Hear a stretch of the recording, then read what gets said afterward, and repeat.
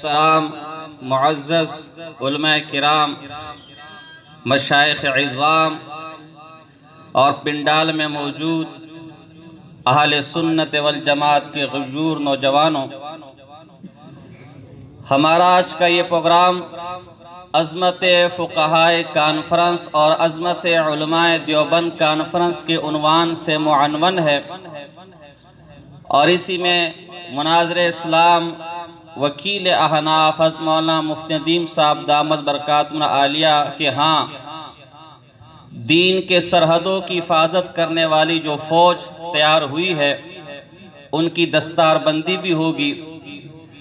حقیقت میں یہ ہے کہ یہ مدارس اور یہ علماء اللہ کی بہت بڑی نعمت ہے۔ اس وقت جہاں کہیں بھی دنیا کے کسی کونے میں اللہ اللہ کی صدا بلند ہو رہی ہے، اگر آپ غور و فکر کریں تو اس کے پیچھے یہی مدارس اور علماء ہوں گے۔ ایک بوڑھا کسی مسجد میں بیٹھ کر قرآن کو اٹھا کر اسے چومتا ہے اور اس کی تلاوت کرتا ہے تو اس کے پیچھے بھی کوئی عالم ہوگا، کوئی طالب علم ہوگا، کوئی مدرسہ ہوگا۔ ایک بوڑھی عورت کسی دور دراز گاؤں کے اندر ایک درخت کے سائے کے نیچے بیٹھ کے تسبیحات پر اللہ اللہ کر کے ان تسبیحات کو پھیر رہی ہے تو اس کے پیچھے بھی یہ علماء، یہ طلباء اور یہ مدارس ہوں گے۔ اسی لیے باطل کی یہ پوری کوشش ہے کہ کسی طرح عوام کا تعلق ان علماء کے ساتھ توڑا جائے، عوام کا تعلق ان مدارس کے ساتھ توڑا جائے، عوام کا تعلق ان طلباء کے ساتھ توڑا جائے۔ آپ ان علماء اور طلباء کی قدر کریں۔ شیخ الاسلام مفتی تقی عثمانی صاحب دامت برکاتہ عالیہ کا ایک واقعہ مجھے اس وقت یاد آیا کہ یہ علماء اور طلباء اور مدارس اللہ کی کتنی بڑی نعمت ہے۔ وہ اپنے سفرنامے میں لکھتے ہیں کہ میں روس گیا، وہاں جو ترتیب مدارس کی ہمارے ہاں ہیں وہاں نہیں ہے، تو وہاں میں نے ایک عالم کو دیکھا کہ وہ شرع وقایہ کا حافظ تھا۔ میں نے اس سے پوچھا کہ جب یہاں مدارس نہیں ہے تو نے یہ شرع وقایہ کہاں سے سیکھی؟ اس نے کہا ہمارے ملک میں مدارس پر پابندی ہے، علماء پر پابندی ہے، مجھے دین سیکھنے کا شوق پیدا ہوا، میں نے اپنے علاقے کے ایک عالم سے گزارش کی۔ اس نے کہا مدرسہ تو کوئی ہے نہیں، کھل کر دین کی تعلیم اور تعلم کر نہیں سکتے، ایسا کرتے ہیں کہ موسم آئے گا کھیت کاٹنے کا اور فصل کاٹنے کا، جب موسم آئے گا تو میرے پاس آنا، میں فصل کاٹوں گا اور اس دوران تجھے شرع وقایہ پڑھاؤں گا۔ وہ عالم کہتے کہ میں اس زمانے اپنے استاذ کے پاس گیا، وہ فصل کاٹتے تھے اور شرع وقایہ پڑھتے تھے، اور یوں میں نے ان سے شرع وقایہ سیکھی ہے۔ اتنی بڑی نعمت ہے جو اللہ نے اس ملک کے اندر ہمیں یہ مدارس کی صورت میں اور علماء کی صورت میں دی ہے۔ اس لیے عالمی دنیا کی پوری کوشش ہے کہ کسی طرح اس عوام کو ان مدارس، ان علماء سے بدظن کیا جائے، ان مدارس، ان علماء، ان طلباء سے ان کا تعلق توڑا جائے۔ اس کے لیے وہ رات دن میڈیا کے اوپر مختلف قسم کے پروپاگنڈے کرتے رہتے ہیں، مختلف قسم کے اعتراض کرتے رہتے ہیں۔ لیکن آپ کو عجیب بات بتاؤں، وہ میڈیا، وہ یہود و نصارہ جو ان مدارس کے خلاف صبح شام میڈیا پر اعتراض کر رہے ہیں، وہ تو ہمیں نظر آ رہے ہیں، وہ تو ہر ایک کو نظر آ رہے ہیں کہ دشمن کی صورت میں ہے، لیکن اس کے مقابلے میں بعض ایسی جماعتوں کو تیار کیا جا رہا ہے، بعض ایسے لوگوں کو تیار کیا جا رہا ہے جو بظاہر دیندار صورت والے ہیں، بظاہر ٹوپی پہننے والے ہیں، بظاہر جبہ پہننے والے ہیں، بظاہر ان کی داڑیاں ہیں، لیکن وہ بھی ایسا مکروہ پروپاگنڈے مدارس کے خلاف کر رہے ہیں کہ کسی طرح ان علماء کے ساتھ رشتہ توڑا جائے، کسی طرح ان مدارس سے رشتہ توڑا جائے۔ وہ پروپاگنڈا کیا ہے؟ وہ کیا پروپاگنڈا کر رہے ہیں؟ وہ آپ کے سامنے کیا بات کریں گے جب آپ ان سے ملیں گے؟ ان سے اپنے فقہاء کا، ان سے اپنے علماء کا ذکر کریں گے کہ ہم فلاں علماء کی مجلس میں بیٹھتے ہیں، ہم تو احناف ہیں، امام ابو حنیفہ رحمہ اللہ کے مسلک پر عمل کرتے ہیں، ان کے فقہ پر عمل کرتے ہیں، یہ مسئلہ مجھے فلاں مولوی صاحب نے بتایا، یہ مسئلہ میں نے فلاں فقہ کی کتاب سے اٹھایا۔ اب وہ آپ کے دل میں وسوسے پیدا کرے گا، آپ کے سامنے تراس پیدا کرے گا اچھا فلاں مولوی بظاہر یہ چہرے سے نظر آنے والا خود بھی مولوی ہے، خود بھی داڑھی رکھی ہوئی ہے، خود بھی ٹوپی پہنی ہوئی ہے، خود بھی پگڑی پہنی ہوئی ہے، اچھا فلاں مولوی صاحب کے پاس بیٹھتے ہو، فلاں مولوی صاحب کی مجلس میں بیٹھتے ہو، فلاں مدرسے والے ہو، اچھا امام ابو حنیفہ کو مانتے ہو، اچھا امام ابو حنیفہ کے مسئلے پر عمل کرتے ہو۔ اب امام ابو حنیفہ تو قرآن کے خلاف مسئلہ بتاتا تھا، امام ابو حنیفہ تو حدیث کے خلاف مسئلہ بناتا تھا، اب فلاں مجلس میں بیٹھتے ہو، فلاں علماء تو قرآن کے خلاف بات کرتے ہیں، فلاں علماء تو حدیث کے خلاف بات کرتے ہیں، فلاں علماء تو قرآن و حدیث کے مقابلے میں اپنا قیاس پیش کرتے ہیں۔ یہ آدمی جو دل میں اس عالم کی عظمت لے کر بیٹھا تھا، یہ آدمی جو اس دل میں اس عالم کی عظمت لے کر بیٹھا تھا، جب وہ اگلے سے سنتا ہے کہ اچھا یہ علماء جن کی عقیدت لے کر میں بیٹھا ہوا تھا، یہ علماء جن کی عظمت میرے دل میں بیٹھی ہوئی تھی، میں تو ان علماء کے پیچھے اس لیے چل رہا تھا کہ یہ قرآن کے مطابق مجھے مسئلہ بتائیں گے، یہ حدیث کے مطابق مجھے مسئلہ بتائیں گے۔ جب یہ علماء خود قرآن و حدیث کے خلاف کام کرنے والے ہیں، جب یہ علماء خود قرآن و حدیث کے خلاف چلنے والے ہیں، جب یہ علماء خود قرآن و حدیث کو چھوڑ کر قیاس پر عمل کرنے والے ہیں، تو میں ان کی کیوں مانوں؟ میں ان کے پیچھے کیوں چلوں؟ مجھے بتاؤ میں کیا کروں؟ اب یہ آدمی آپ کو مشورہ دے گا، اب یہ آدمی ان علماء سے بدظن کر کے آپ کو مشورہ دے گا کہ خود قرآن و حدیث پر عمل کر، خود قرآن و حدیث پر تحقیق کر، خود قرآن و حدیث کو دیکھ، اس میں جو مسئلہ تجھے سمجھ آتا ہے اس پر عمل کر۔ جب یہ ذہن اس کا بنتا ہے، اس کے بعد پھر دین نہیں رہتا، اس کے بعد پھر فقہ نہیں رہتا، بلکہ ذاتی خواہشات بن جاتی ہے۔ تو جس طرح اس عالمی میڈیا نے، جس طرح اس یہود و نصارہ نے ظاہری طور پر ان لوگوں کو فقہ سے، علماء سے، مدارس سے دور کیا، اس آدمی نے دین کا نام لے کر اس کو مدرسے اور علماء سے دور کیا۔ یہ چھپے ہوئے دشمن ہے، وہ ظاہر دشمن ہے۔ افسوس یہ کہ ظاہر دشمن کو تو ہر کوئی دیکھتا ہے، لیکن چھپے ہوئے دشمن کو کوئی نہیں دیکھ رہا۔ کتنے افسوس کی بات ہے، میں حیران ہوتا ہوں۔ آپ نے کبھی غور کیا؟ بار ٹنڈے بیچنے والا اہل حدیث ہے، کدو بیچنے والا، آلو بیچنے والے سے پوچھو تو کون ہے؟ میں اہل حدیث ہوں۔ امام حنیفہ کون تھے؟ وہ تو حدیث کے خلاف عمل کرنے والے تھے، فقہا تو حدیث کے خلاف عمل کرنے والے تھے۔ حالانکہ العمدہ اصول فقہ کی کتاب ہے، اس کے اندر، اور شیخ الاسلام ابن تیمیہ رحمہ اللہ کی کتاب اعلام الموقعین کے اندر یہ بات لکھی ہوئی ہے کہ کسی نے امام احمد بن حنبل سے پوچھا کہ فقیہ کون ہے؟ یہ جو آج فقہا کی عظمت کے لیے کانفرنس ہو رہا ہے، یہ فقیہ کون ہے؟ جس کے بارے میں آپ کے ذہن میں ڈالا جا رہا ہے کہ یہ فقہا حدیث کو چھوڑ کر اپنے قیاس پر عمل کرتے تھے۔ فقہا کو پہچانے کہ یہ فقیہ کون ہے۔ امام احمد بن حنبل سے پوچھا گیا کہ فقیہ کون ہے جو 1000 حدیثوں کو جاننے والا ہو؟ کہا نہیں۔ کافر کون جو 2000 حدیثوں کو جاننے والا ہو؟ کہا نہیں۔ کافر کون جو 3000 حدیثوں کو جاننے والا ہو؟ کہا نہیں۔ کافر کون جو 4000 حدیثوں کو جاننے والا ہو؟ کہا نہیں۔ لوگوں نے امام احمد بن حنبل سے پوچھا بھلا بتاؤ تو صحیح کہ فقیہ کہتے کس کو ہے؟ امام احمد بن حنبل نے بتایا فقیہ کہتے اسے جو 6000 حدیثوں کا حافظ ہو، 6000 حدیثیں سامنے رکھ کر فقہ کا مسئلہ تجھے بتائے۔ نعرہ تکبیر! دا دیوبندیان آواز، دا بریلیان پنچپیران آواز بنا رکھے دیوبندیان۔ نعرہ تکبیر! علماء دیوبند، نوجوانان احناف، نعرہ تکبیر! حیرت کی بات ہے، فقیہ بنتا ہی اسی وقت ہے جب وہ حدیثوں پر عمل کرے، لیکن آج تاثر یہ دیا جا رہا ہے کہ حدیث اور فقہ میں تعارض ہے۔ ہرگز نہیں۔ اسی وجہ سے امام ترمذی رحمہ اللہ اپنی ترمذی کے اندر فرماتے کذالک قال الفقہاء وہم اعلم بمعانی الحدیث، اسی طرح فقہا نے کہا اور وہ حدیث کا معنی سب سے زیادہ جاننے والے۔ اگر فقہا کو نکال دیا جائے، اگر علماء کو نکال دیا جائے، اگر فقہا کے سامنے زانوہ تلمس طے کیے بغیر خود حدیثوں پر تحقیق کرنا شروع کر دے آدمی، تو پھر کیا ہوگا؟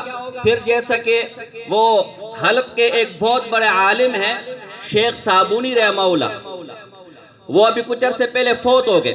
جب آپ فقہا کو چھوڑ کر، علماء کو چھوڑ کر خود حدیث پر عمل کرنا شروع کریں گے، خود حدیث پر تحقیق کرنا شروع کریں گے، تو پھر کیا ہوگا؟ انہوں نے ایک واقعہ سنایا۔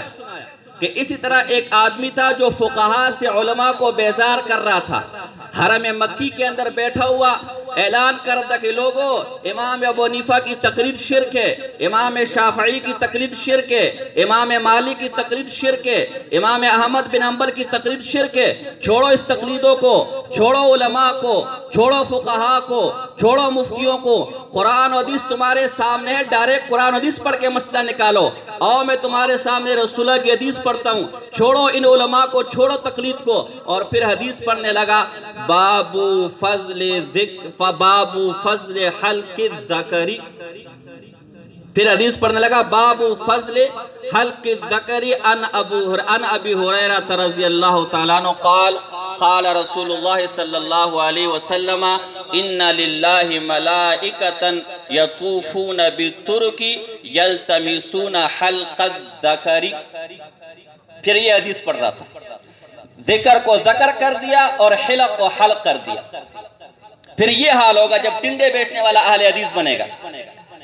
امام ابن جوزی رحمہ اللہ نے ایک واقعہ لکھا ہے کہ اسی طرح ایک آلو پکوڑے والے کو اہل حدیث بننے کا شوق چڑھ گیا کہ میں بھی اہل حدیث بن جاتا ہوں۔ بھائی حدیثیں تو آج لکھی ہوئی کتابوں کے اندر، خواہ مخواہ میں مولویوں کے پاس جانے کیا ضرورت ہے؟ اب جب اس نے خود حدیث پر تحقیق شروع کی تو 40 سال تک جمعے کے دن اپنے بال نہیں کٹواتا تھا۔ لوگوں نے پوچھا بھئی خیر تو ہے، یہ تو جمعے کے دن جب بھی آتا ہے جتنے بھی تیرے بال بڑے تو اپنے بال نہیں کاٹتا کیوں؟ کہا رسول اللہ صلی اللہ علیہ وسلم نے منع فرمایا ہے کہ نہی رسول اللہ صلی اللہ علیہ وسلم حلق الرأس، نہی رسول اللہ صلی اللہ علیہ وسلم حلق الرأس یوم الجمعۃ قبل الصلاۃ، رسول اللہ صلی اللہ علیہ وسلم نے سر منڈانے سے جمعے کے دن منع کیا، حالانکہ وہاں حلق تھا کہ جمعے کے دن جمعے کی نماز سے پہلے حلقے لگانے کو نہ بیٹھو، حلقے لگا کر نہ بیٹھو، اس نے حلق سے حلق بنا دیا کہ سر منڈانا نہ کرو۔ اسی طرح ایک آدمی تھا، ایک واقعہ لکھا ہے کہ جب آدمی خود اہل حدیث بنتے تو کیا ہوتا ہے۔ ایک واقعہ لکھا ہے کہ ایک آدمی جو وہ کھیتی باڑی کرتا تھا، اور کھیتی باڑی کے دوران جب اس کی کھیت میں پانی پورا ہو جاتا تھا تو ساتھ والے کھیتی کو پانی نہیں دیتا تھا، وہ پانی روک لیتا تھا۔ لوگوں نے پوچھا اللہ کے بندے جب تیری کھیتی نے پانی پورا کر دیا ہے تو ساتھ والے کھیتی میں پانی چھوڑ دیا کر۔ فرمایا نہیں، کیوں؟ حدیثوں میں منع ہے۔ کیا منع ہے؟ کہ نبی اکرم صلی اللہ علیہ وسلم نے فرمایا کہ جو شخص قیامت کے روز پر ایمان رکھتا ہے تو کہ حضور علیہ وسلم اس شخص کو منع کیا ہے کہ ان یسقی الرجل ماءہ زرع غیرہ، کہ حضور نے منع فرمایا ہے کہ کوئی آدمی اپنا پانی کسی اور کی کھیتی کو نہ دے۔ حالانکہ اس حدیث کا مطلب یہ تھا کہ اگر باندی تمہارے پاس آ جائے اور وہ حمل سے ہو تو جب تک ولادت نہ ہو جائے اس کے ساتھ وطی نہیں کرنی چاہیے۔ اس نے اس الفاظ کو ظاہر پر معمول کر کے ساتھ والی کھیتی میں پانی دینے سے روک لیا۔ اسی لیے امام سفیان ثوری فرماتے ہیں الحدیث مذلۃ الا للفقہاء، لوگو اگر فقہا کو چھوڑ کر حدیثوں پر خود تحقیق کرنی شروع کر دی تو حدیث تمہیں گمراہ کر دے گی، یہ حدیث تمہیں گمراہی کی طرف لے جائے گی۔ عبداللہ ابن وہاب رحمہ اللہ، اللہ اکبر، امام مالک کے جلیل القدر شاگرد ہے، 3 لاکھ حدیثوں کے حافظ ہیں، 3 لاکھ حدیثوں ان کو یاد ہے، لیکن کیا فرماتے ہیں لولا مالک واللیث لضللنا، اگر امام مالک مجھے نہ ملتے اور امام لیث مجھے نہ ملتے تو میں گمراہ ہو جاتا۔ کیوں؟ فرماتے ہیں کہ جب میں نے حدیثوں کو پڑھنا شروع کیا تو مختلف قسم کی حدیثیں میرے سامنے آئی، کسی میں کیا لکھا کسی میں کیا لکھا، میں پریشان ہو گیا، تو جب میں پریشان ہو وہ حدیث امام مالک کے پاس لے کر جاتا، امام مالک جیسا فقیہ مدینے کا فقیہ مجھے سمجھاتے تھے کہ اس کا معنی یہ ہے، اس کا معنی یہ، اور اس کا معنی یہ، اور اس کا معنی یہ۔ اسی لیے امام ابن حجر اسقلانی رحمہ اللہ فرماتے ان علم الحلال والحرام انما یتلقى من الفقہاء، لوگو تم اپنی جگہ اہل حدیث ہوگے، اپنی جگہ حدیث کے طالب علم ہوگے، اپنی جگہ تفسیر کے امام ہوگے، اپنی جگہ نحو کے امام ہوگے، اپنی جگہ صرف کے امام ہوگے، اپنی جگہ بہت بڑے عالم ہوگے، لیکن کان کھول کر سن لو، اگر تمہیں حلال کا مسئلہ لینا ہے، حرام کا مسئلہ لینا ہے، جائز کا مسئلہ لینا ہے، ناجائز کا مسئلہ لینا ہے تو صرف اور صرف فقہا کے دروازے پر جانا پڑے گا، مسائل وہاں سے لینے پڑیں گے، حدیثوں سے نہیں لینے پڑیں گے۔ کیوں؟ اس کی وجہ کیوں ہے؟ کیوں فقہا کے پاس جا کر مسائل لیں گے؟ کیوں فقہا سے حلال و حرام کا مسئلہ پوچھیں گے؟ اس لیے کہ فقہا کے پاس جب جائے گا، فقیہ کے پاس جائے گا، فقہا کے دلائل 4 ہیں، فقیہ کے دلائل 4 ہیں۔ فقیہ تجھے جو مسئلہ بتائے گا وہ قرآن و حدیث سے بتائے گا، وہ تجھے 4 دلیلوں سے بتائے گا۔ یا فقیہ سے تو مسئلہ پوچھے گا، فقیہ صاحب، عالم صاحب، یہ مسئلہ کہاں لکھا ہوا ہے؟ اس فقیہ کی پہلی دلیل قرآن ہوگی، اس کا ثبوت قرآن کے اندر ہے۔ اتبعوا ما انزل الیکم، اگر قرآن کے اندر وہ مسئلہ نہ ملا، فقیہ صاحب پھر آپ وہ مسئلہ کہاں سے بیان کریں گے؟ کیا اپنے پیٹ سے بیان کریں گے؟ کیا اپنے قیاس سے بیان کریں گے؟ نہیں نہیں نہیں، وہ فقیہ پھر تجھے مسئلہ اگر قرآن سے نہ ملا، رسول اللہ صلی اللہ علیہ وسلم کی سنت سے بیان کرے گا۔ اس کا ذکر بھی قرآن کے اندر ہے، قل ان کنتم تحبون اللہ فاتبعونی، اے لوگ اگر تم اللہ سے محبت کا دعویٰ کرتے ہو تو میری اتباع کرو۔ اے فقیہ صاحب، اگر مسئلہ قرآن میں بھی نہ ملے، مسئلہ حدیث کے اندر بھی نہ ملے، پھر کیا کروں؟ وہ مسئلہ تجھے اجماع سے بیان کرے گا، وہ مسئلہ تجھے اسماع سے سامنے رکھے گا۔ اس کی دلیل بھی قرآن میں، وَمَن يُشَاقِقِ الرَّسُولَ مِن بَعْدِ مَا تَبَيَّنَ لَهُ الْهُدَى وَيَتَّبِعْ غَيْرَ سَبِيلِ الْمُؤْمِنِينَ نُوَلِّهِ مَا تَوَلَّى وَنُصْلِهِ جَهَنَّمَ وَسَاءَتْ مَصِيرًا۔ اے فقیہ صاحب، اگر مسئلہ اجماع سے بھی نہ ملے، اجماع کے اندر بھی یہ مسئلہ نہ ہو، پھر کیا کروں؟ پھر فقیہ کی چوتھی دلیل وہ قیاس ہوگی، اتبع سبیل من اناب الیہ، اور یہ 4 دلیلیں فقہا کی ہے۔ ان 4 دلیلوں کے ذریعے فقہا تجھے مسئلہ بیان کرے گا۔ اس لیے امام ابن حجر اسقلانی نے فرمایا، مسئلہ پوچھے تو فقیہ کے پاس جائے گا۔ انہی 4 دلائل کو حدیث کے اندر یوں بیان کیا، جب معاذ بن جبل رضی اللہ تعالیٰ عنہ نبی اکرم صلی اللہ علیہ وسلم کے دربار میں گئے اور شام کے اندر گورنر بنا کر بھیجا، رسول اللہ نے آپ سے پوچھا، اے معاذ، اگر آپ کے سامنے مسئلہ آیا، آپ اس مسئلے کا فیصلہ کیسے کریں گے؟ معاذ بن جبل نے فرمایا، اقضی بکتاب اللہ، یا رسول اللہ، اگر میرے سامنے مسئلہ آیا، وہ مسئلہ میں کتاب اللہ پر پیش کروں گا، وہ مسئلہ میں کتاب اللہ سے بیان کروں گا۔ رسول اللہ نے فرمایا، اگر کتاب اللہ کے اندر تجھے وہ مسئلہ نہ ملا، پھر کیا کرے گا؟ فَإِن لَمْ تَجِدْهُ، پھر کیا کرے گا؟ فَبِسُنَّتِ رَسُولِهِ، اے رسول اللہ صلی اللہ علیہ وسلم، اگر وہ مسئلہ مجھے کتاب اللہ سے نہ ملا، میں آپ کی سنت پر پیش کروں گا، آپ کی سنت سے وہ مسئلہ نکالوں گا۔ حضور نے فرمایا، اگر تجھے مسئلہ میری سنت سے بھی نہ ملا، پھر کیا کرے گا؟ حضرت معاذ جبل رضی اللہ عنہ اپنا فرمایا، اجتہد برأیی، میں اپنی رائے سے، اپنے قیاس سے وہ مسئلہ بیان کروں گا۔ حضور علیہ السلام یہ جواب سن کر اتنے خوش ہوئے، فضرب رسول اللہ صلی اللہ علیہ وسلم یدہ علی صدرہ، رسول اللہ صلی اللہ علیہ وسلم نے خوشی کے مارے اپنا ہاتھ اس کے سینے پہ مارا، صحابی کے سینے پر مارا۔ یہاں میں ایک نقطہ بیان کرنا چاہتا ہوں، محدثین بھی ہمارے سردار ہیں، محدثین بھی ہمارے امام ہیں، محدثین بھی ہمارے بڑے ہیں۔ حضور علیہ السلام کے شاگرد محدثین بھی تھے، حضور علیہ السلام کے شاگرد فقہا بھی تھے۔ حضور علیہ السلام کے شاگردوں میں ابو ہریرہ رضی اللہ تعالیٰ عنہ محدث تھے، لیکن جب ابو ہریرہ رضی اللہ تعالیٰ عنہ رسول اللہ صلی اللہ علیہ وسلم کے دربار میں حاضر ہوئے، یا رسول اللہ صلی اللہ علیہ وسلم، مجھے آپ کی حدیثیں یاد نہیں رہتی، مجھے آپ کی حدیثیں یاد نہیں ہوتی۔ حضور علیہ السلام نے فرمایا، چادر بچھاؤ۔ وہ چادر آپ کے سینے پر ماری۔ اس کے بعد یہ محدث شاگرد فرماتے، رسول اللہ کی کوئی حدیث ایسی نہ ہوتی تھی جو مجھے یاد نہ رہتی تھی، لیکن جب معاملہ حضور کے فقیہ شاگرد معاذ بن جبل رضی اللہ تعالیٰ عنہ کا آیا تو کسی واسطے کو اختیار نہیں کیا، ڈائریکٹ رسول اللہ صلی اللہ علیہ وسلم نے اپنا ہاتھ آپ کے سینے پہ مارا۔ پتہ چلا اگر محدث ہو وہ رسول اللہ کی مجلس سے علم لیتا ہے واسطے کے ذریعے، اور اگر فقیہ ہو وہ رسول اللہ کی مجلس سے علم لیتا ہے بغیر واسطے کے ذریعے۔ ان فقہا کے سب سے بڑے امام، میں بات کو ختم کرتا ہوں، ان فقہا کے سب سے بڑے امام جس کی عظمت پر آج یہ کانفرنس منعقد ہے، سب سے بڑے امام ابو حنیفہ رحمہ اللہ ہے۔ کون امام ابو حنیفہ رحمہ اللہ؟ آج تو عجیب عجیب کے اعتراضات امام صاحب پر ہوتے ہیں، آج تو عجیب عجیب اعتراضات امام صاحب پر کیے جاتے ہیں۔ اور میں تمہیں کچھ مختصر امام صاحب کا تعارف کرواؤں۔ ان فقہا کے امام، امام اعظم امام ابو حنیفہ رحمہ اللہ۔ کون امام ابو حنیفہ رحمہ اللہ؟ جن کے بارے میں حافظ سیوطی رحمہ اللہ لکھتے ہیں اول من دون هذا الفقہ ورتبه ابوابا فهو ابو حنیفہ۔ رسول اللہ صلی اللہ علیہ وسلم کی فقہ کو سب سے پہلے مرتب کرنے والے اور امت کے سامنے پیش کرنے والے امام ابو حنیفہ تھے۔ کون امام ابو حنیفہ؟ وہ امام ابو حنیفہ کہ جس کی عظمت کو امام مالک یوں بیان فرماتے ہیں، مدینے کا فقیہ یوں بیان فرماتا ہے، لوگوں امام ابو حنیفہ دلائل کا اتنا بڑا بادشاہ تھا، دلائل کا اتنا بڑا بادشاہ تھا، اگر اس ستون کے بارے میں کہہ دیتا کہ یہ ستون سونے کا ہے تو خدا کی قسم دلائل کی بنیاد پر اسے سونے کا ثابت کر بھی دیتا۔ وہ ابو حنیفہ رحمہ اللہ جس کی عظمت کو امام شافعی رحمہ اللہ جیسا امام یوں بیان کرتے ہیں، لوگوں الناس عیال فی الفقہ علی ابی حنیفہ تھا، تم کتنے بڑے محدث بن جاؤ، کتنے بڑے مفسر بن جاؤ، لیکن یاد رکھو فقہ کے اندر تم محتاج امام ابو حنیفہ کو۔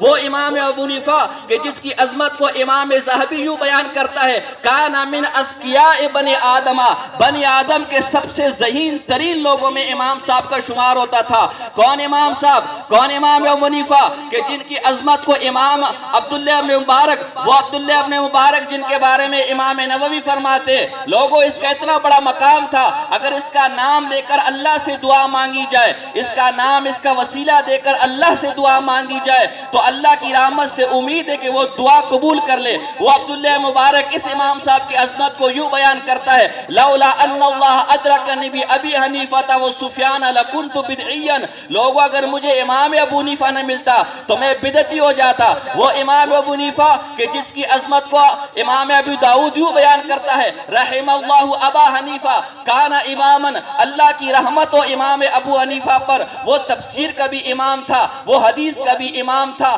وہ فقہ کا بھی امام تھا، وہ نحو کا بھی امام تھا، وہ صرف کا بھی امام تھا۔ کون ہے ابو حنیفہ کہ جس کی عظمت کو میں یوں بیان کروں گا کہ جب اس پر اعتراض ہوا کہ امام صاحب حدیثوں کو چھوڑ کر قیاس کو لیتا ہے تو شیخ الاسلام ابن تیمیہ رحمہ اللہ میدان میں آتے ہیں، ان کے شاگرد امام ابن قیم میدان میں آتے ہیں اور واضح اور دو ٹوک الفاظ میں کہتے ہیں، لوگوں امام صاحب پر یہ اعتراض جھوٹ پر مبنی ہے، یہ الزام جھوٹ پر مبنی ہے کہ وہ قیاس حدیث کو چھوڑ کر قیاس کو لیتے تھے۔ کون امام حنیفہ؟ وہ امام ابو حنیفہ رحمہ اللہ جو ہے تو حنفیوں کا امام لیکن اس کی عظمت بیان کرنے کے لیے امام ذہبی کتاب لکھ رہا ہے۔ کون امام ابو حنیفہ؟ وہ امام ابو حنیفہ کہ ہے تو حنفیوں کا امام لیکن اس کی عظمت بیان کرنے کے لیے شافعی عالم یوسف صالح شافعی کتاب لکھ رہا ہے۔ وہ امام ابو حنیفہ کہ ہے تو حنفیوں کا امام لیکن اس کی عظمت بیان کرنے کے لیے کتاب لکھنے والا ابن حجر حیثمی شافعی ہے۔ وہ امام ابو حنیفہ رحمہ اللہ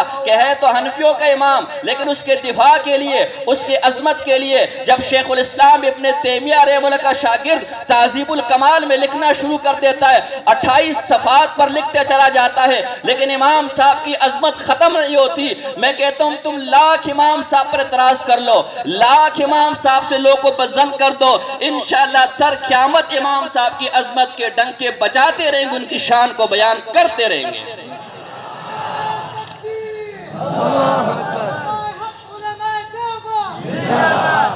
آخری بات میں کرتا ہوں، آخری بات انہی امام صاحب کے مسلک اور مذہب کو لے کر آج اس ہندوستان پاک و ہند کے اندر علماء دیوبند امام صاحب کے مذہب اور مسلک کو لے کر اس کے ترجمان ہیں۔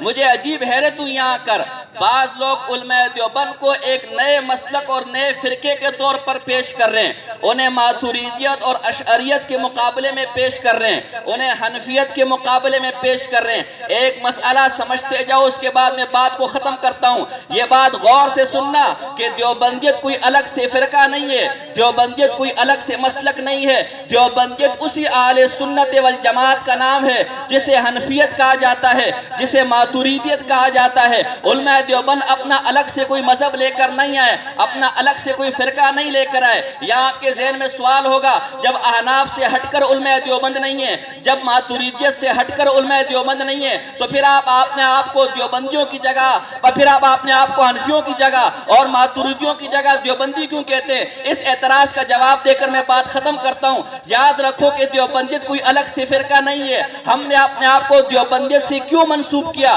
اس کی وجہ یہ ہوئی، آپ نے دیکھا ہوگا مارکیٹ کے اندر جب نوکیا کا موبائل ہوتا ہے، مارکیٹ کے اندر کوئی اچھی کوالٹی کی چیز آتی ہے، تو اس کے مقابلہ کرنے کے لیے، اس کے نام پر دھبا لگانے کے لیے، اپنی دکانیں چمکانے کے لیے لوگ جعلی پروڈکٹس مارکیٹ کے اندر لے کر آتے ہیں، لوگ جعلی چیزیں مارکیٹ کے اندر لے کر آتے ہیں۔ پھر وہ اصل کمپنی والا یہ اعلان کرتے ہیں کہ لوگوں، مارکیٹ کے اندر ہمارے نام پر جعلی پروڈکٹ آ گئی ہے، مارکیٹ کے اندر ہمارے نام پر 2 نمبر مال آ گیا ہے۔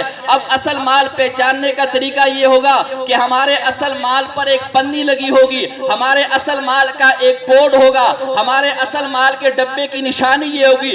جب بھی تم مارکیٹ کے اندر جاؤ، وہاں ہمارے نام سے مختلف چیزیں دیکھو تو لوگوں دھوکے میں مت پڑ جانا، بلکہ جس ڈبے کے پر وہ پنی ہوگی، جس ڈبے کے پر وہ کوڈ ہوگا، تم سمجھ لینا کہ اصل پروڈکٹ یہی ہے، اصل چیز یہی ہے۔ لوگوں، ہم نے دیوبندیت کا نام کیوں اختیار کیا کہ اس ہند و پاک کے اندر جب بدعتی اپنے آپ کو اہل سنت کہنے لگا، جب بدعتی اپنے آپ کو اہل سنت کہنے لگا، ٹوپی پہنی ہوئی ہے، داڑھی رکھی ہوئی ہے، جبہ پہنا ہوا ہے بدعتی لیکن اپنے آپ کو اہل سنت کہہ رہا ہے منکر حدیث لیکن آپ کو حدیث کا ماننے والا کہہ رہا ہے فقہ کا دشمن لیکن آپ کو فقہ کے ماننے والا کہہ رہا ہے۔ لوگ پریشان ہو گئے، یہ بھی داڑھی والا ہے سنت کی بات کرتا ہے، یہ بھی داڑھی والا ہے سنت کی بات کرتا ہے، یہ بھی پگڑی والا ہے سنت کی بات کرتا ہے، یہ بھی پگڑی والے سنت کی بات کرتے ہیں۔ ہم کدھر جائیں؟ ہم عوام کس مسئلے کو لے؟ ہم پر تو مسئلہ کے اندر اشتباہ پیدا ہو گیا، ہم کس مسلک کو لے؟ وہاں علماء دیوبند نے بتا دیا، لوگوں ہمارے نام سے جعلی اہل سنت، ہمارے نام سے بدعتی میدان کے اندر آئے ہوئے،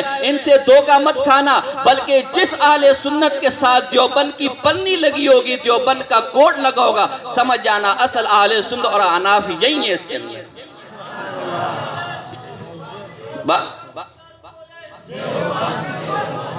بات سمجھ آ رہی کہ نہیں آ رہی؟ گفتگو میں نے اور بھی کرنی تھی لیکن دیگر مشائخ بھی سٹیج پر موجود ہیں، اسی پر اکتفا کرتا ہوں۔ وما علینا الا البلاغ المبین۔